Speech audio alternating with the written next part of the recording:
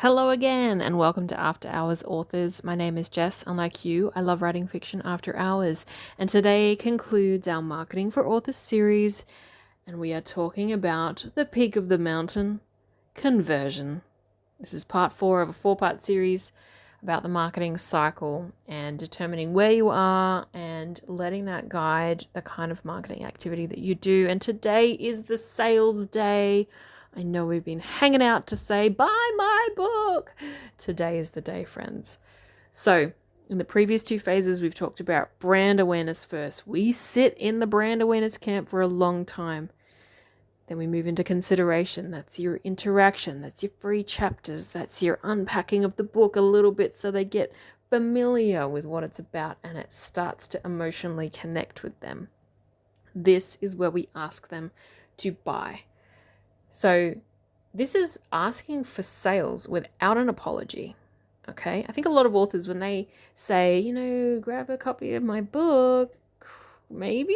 Question mark? It's done with such a lack of confidence, okay? So this stage is about confidently giving interested readers, that's the key. We've by now developed interested readers. We want to give them a clear, natural next step without feeling pushy or salesy. Ugh, don't be a car salesman, okay? Now, I want you to know, because I know that you love stories. You're like me. Stories are the best. Stories are oxygen, right? Selling your art is not betraying your art. This is where we have to think like a marketer. You're actually finishing the job. This is getting it into the hands of people who will value it, right? Conversion is an invitation. It's not a demand. It's a service to your engaged readers.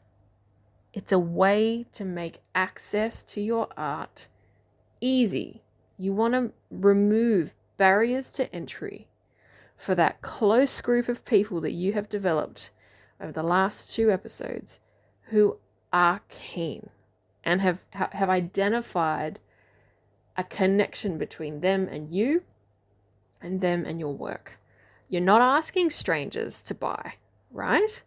You're giving interested readers exactly what they've already been shown that they want. So you only want to focus on people you already know. That's engaged followers. That's newsletter subscribers in particular. That's people who've downloaded chapters or seen the previews or interacted with your other content. You got to make it easy to buy. And again, I could talk about this for hours and there's so many strategies, but one of the simplest things you can do is aim for 1 click. One of the things that makes Amazon the absolute biggest retailer of all time? 1 click buy. If you can reduce barriers to getting to the retail site, reduce the number of links. Don't send them on a 7-link journey to buy your book. Make it simple. Aim for 1 click as much as you can. Now, let's talk about some practical strategies, marketing strategies that fit the conversion phase. Now, your book launch is going to be big. And I hope that before sales day, before launch day, that you've been promoting it. So sharing the, out soon, publishing on this date, here's the countdown timer. Oh, so exciting. On social media and your newsletter, as soon as the book is published, you're sharing posts and emails that share that. It's out now. You might set up that countdown before it's released. Use every channel that you've been building your audiences on. And this is where you want to build a little bit of urgency, but make it really clear. Give readers a natural next step and say, guys, it's out now. This is when you're using words like out now, exclusive, release date, hit them with the excitement factor that, it's today, the book is out today. Now, the second thing is you want to make sure it's clear and it's prominent. Now, this is where your calls to action need to be strong. Your buttons in your newsletter need to be bright and bold and big. Don't necessarily put them at the bottom of your email. Put them at the top. You'll be surprised how little people want to scroll. Make sure it's easy to get to, okay? Instagram bothers me a bit because you can't put links in descriptions and comments. Ugh, you can with Facebook though. There's little nuances like that. Play around with the platforms that you're on and practice what it would be like to buy your book on that platform. Make sure that the link is up top, easy to click. Check it on mobile and on desktop. Pin your socials posts to the top of your profile so they're not scrolling endlessly, okay? Remove the friction. Make it a slippery dip to sale, okay? Number 3, leverage social proof. Social proof is proof from society around you that the book is great. This is where reviews are the best. These are up there with one of the best things you can do in the marketing landscape for your books. Share reviews, endorsements, awards, screenshot messages from readers who loved it. Share when people tag your book in their stories. Share testimonies. Just show that people have already loved the story, so you're going to love it too. The 4th thing is create personal invitations to your audience. So for the people that have downloaded, let's say, a free chapter, when you write them an email on launch day, be like, hey, I know that you read that first free chapter. The rest of the book is available now.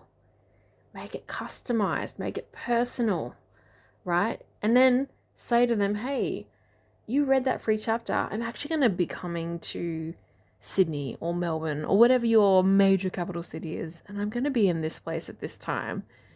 Or online, I'm going to do a live stream on launch day. I'm so excited. I'm going to reveal this. I'm going to give away this to everyone that comes along. Make it exciting, but make it personal and targeted to the people who've already engaged in the consideration phase. Now, I did just mention it, but the 5th thing is in person or like live streamed and local engagement, event-based stuff, right? Like you turning up, you being in a place, whether it's physical or digital, really fantastic. Stuff like YouTube lives, love it. Instagram lives, love it. Give it a go, right? People love to see you in person, right? It's proof. Again, it taps into that thing of you're a genuine human being and you write genuinely great books. And you're genuinely here to talk with me about it. It's great. It strengthens reader connection. It converts interest into action and it gives tangible experiences, right? It's so good. Your success markers at this point, this is where the data comes in, right? It's your purchases, your clicks, spikes in sales. Your backlist might start to sell over time. You'll start to see repeated engagement. This is the exciting phase, right? This is what we all want.